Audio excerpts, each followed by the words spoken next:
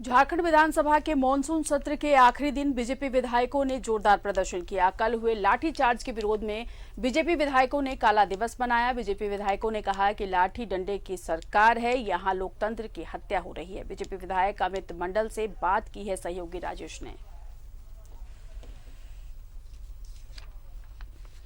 अमित मंडल विधानसभा के द्वार पर धरना पर बैठे हैं। इनकी मांग है कि अंगिका की उपेक्षा का नियुक्ति नियमावली में शामिल किया जाना चाहिए। हम इन्हीं से जानेंगे क्या चाहते हैं आप।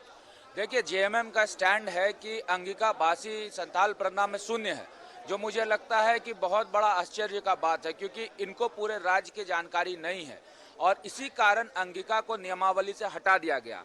अब मान लीजिए कल की डेट में एग्जाम होती है और द्वितीय राजभाषा में 30% मार्क्स लाना अनिवार्य हो जाता है, तो उस परिस्थिति में चाहे गोड्डा की जनता हो, चाहे दुमका की जनता हो, चाहे साहिबगंज की जनता हो, चाहे दामचाड़ा के कुछ हिस्सों की जनता हो जो कि अंगिका भाषी है, वो किस भाषा में फिर अपना एग्जाम देंगे और कैसे वो 30% मार्क्स लाएंगे। तो ये बहुत बड़ा अहम मुद्दा है सरकार के समक्ष कि आप नियमावली में अंगिका को जोड़िए, क्योंकि अंगिका की पढ़ाई तिलका मांझी भागलपुर विश्वविद्यालय में होती है। दुमका में अंगिका के पढ़ाई के लिए 4 प्रोफेसर की नियुक्ति के लिए अधिसूचना भी जारी हो गई है और अंगिका क्योंकि द्वितीय राजभाषा है और मैंने शपथ भी अंगिका में लिया था, तो ये संवैधानिक अधिकार है अंगिका भाषी लोगों का कि नियमावली में अंगिका को जोड़ा जाए। गोड्डा जिला को देख लीजिए, अंगिका भाषी है।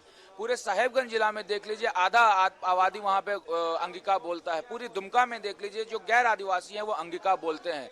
पूरी जामताड़ा में देख लीजिए, बंगाली के बाद दूसरी भाषा जो बोली जाती है वहाँ अंगिका बोली जाती है। जो संथाल परगना का ये पूरा क्षेत्र है, वहाँ पे अंगिका भाषी की पॉपुलेशन मुझे लगता है कि 1 से 1.5 लाख युवाओं की सिर्फ होगी जो आने वाले दिन में एग्जाम देंगे। पूरा ओवरऑल पॉपुलेशन देखिएगा तो वो कई ज्यादा हो जाएगी। लेकिन सरकार ने क्या किया? सरकार ने कहा कि सेंसस में इसका आंकड़ा 0 है।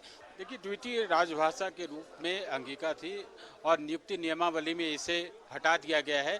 तो गोड्डा के विधायक हैं, इन्होंने कहा है कि एक बड़ी आबादी अंगिका भाषा बोलती है, लिखती है, उसमें ऑफिशियली उसका यूज होता है, तो इसे जरूर शामिल किया जाना चाहिए। कैमरामैन विशाल के साथ राजेश।